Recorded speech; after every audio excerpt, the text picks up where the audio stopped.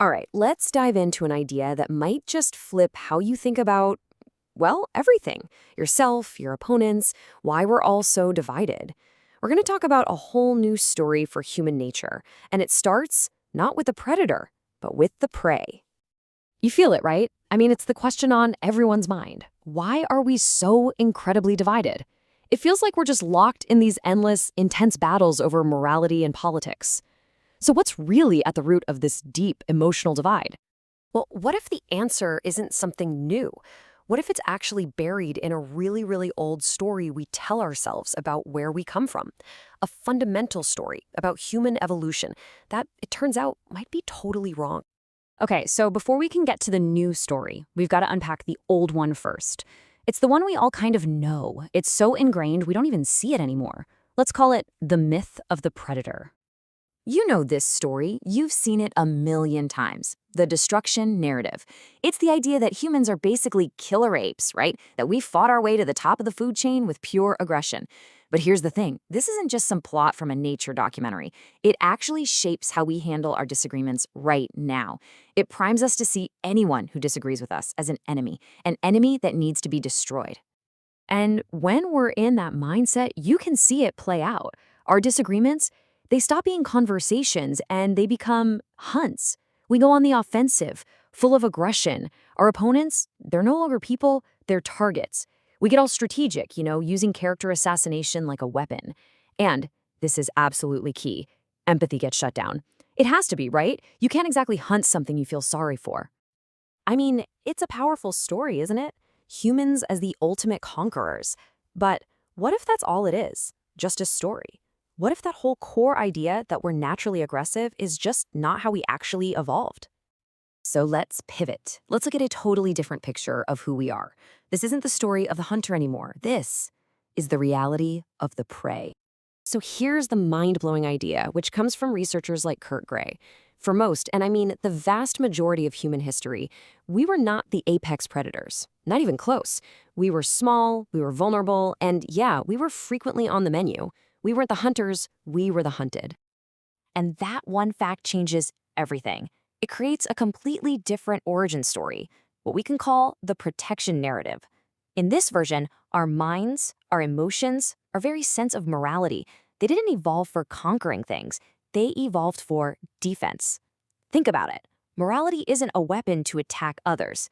It's a shield. It's like this super sophisticated alarm system built to protect our little vulnerable group from getting hurt. So what does a prey mindset actually look like? Well, first it's driven by hypervigilance. You're always scanning for threats. And your responses aren't cool and strategic. They're emotional, they're reactive. It's basically a moral fight or flight response. And you never, ever stand alone. You immediately rally your in-group, your tribe, to stay safe. This is where that powerful us versus them instinct really comes from. Okay, so let's put these two mindsets side by side, because the difference is just wow. For the predator, the motivation is destruction. For the prey, it's all about protection. The predator's approach is offensive and strategic. The prey's is defensive and reactive. But check this out. This is the biggest deal. To a predator, an opponent is just a target, and you turn empathy off. But to prey, an opponent is an existential threat to your survival, and your empathy is saved only for the people in your group. All right, this is a pretty cool story about our ancient past, right?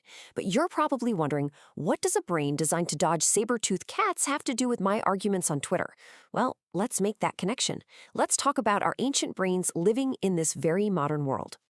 Let's be real. Objectively speaking, we are safer today than at any other point in human history.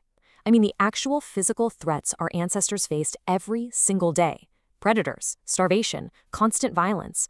For most of us, those are gone. Or at least they're way, way less common. But here's the catch. Evolution is incredibly slow. So we've got all this space-age technology, but we're walking around running on Stone-Age brain software. And that hypersensitive threat detection system, the one that kept us alive for hundreds of thousands of years, yeah, nobody switched it off. It's still running, 24/7, constantly scanning and kind of looking for something new to freak out about. There's actually a name for this. Psychologists call it concept creep. Here's how it works. When the number of real physical dangers drops, our brains don't just, chill out. Nope. Instead, that super sensitive alarm system starts to expand its definition of harm. It starts to include more abstract things, social threats, moral dangers. The alarm is just as loud as it ever was, it's just being set off by different stuff. And this brings us right to the heart of what's going on today. It brings us to that one powerful emotion that seems to be driving everything: outrage. And it's time we reframe what outrage actually is. It's not an act of aggression, it's an act of protection. So often, we see outrage and we think hate. We see it as an attack. But what if we've been reading the signal completely wrong this whole time? What if moral outrage isn't the roar of a predator on the hunt? What if it's actually the frantic, terrified alarm call of prey? It's our ancient brain just screaming, threat detected, danger to the tribe, danger. It's a purely defensive reaction. It is not an offensive attack. When you strip it all down, that feeling of outrage is just a primal signal. It's a call to circle the wagons and protect the people in our group that we see as vulnerable. It's just the 21st century version of that ancient, deep-seated instinct to shield our tribe from harm. And this quote really nails it. Our deepest political and moral fights, they aren't usually a battle of good versus evil. They're more like a tragedy. It's two groups, both stuck in that prey mindset, and both are absolutely convinced that they are the ones protecting the innocent. They just have a fundamental disagreement about who the real victims are. So let's leave it with this thought. The next time you feel that rush, that surge of moral outrage, just for a second, pause. Before you launch the attack, just ask yourself this one question. Whose vulnerability am I trying to protect right now?